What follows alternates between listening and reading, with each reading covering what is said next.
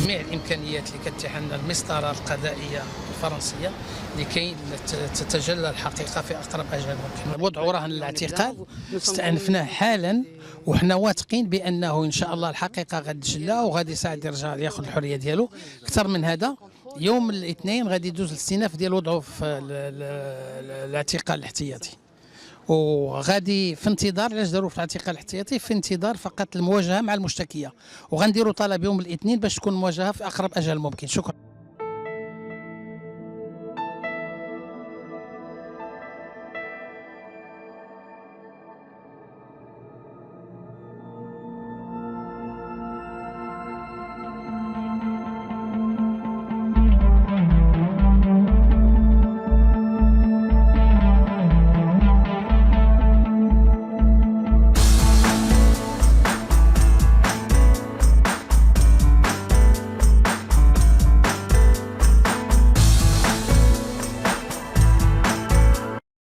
للمزيد من الإخبار الحصرية على مدار اليوم والأسبوع لا تنسى الاشتراك في قناتنا. شكرا، والى اللقاء.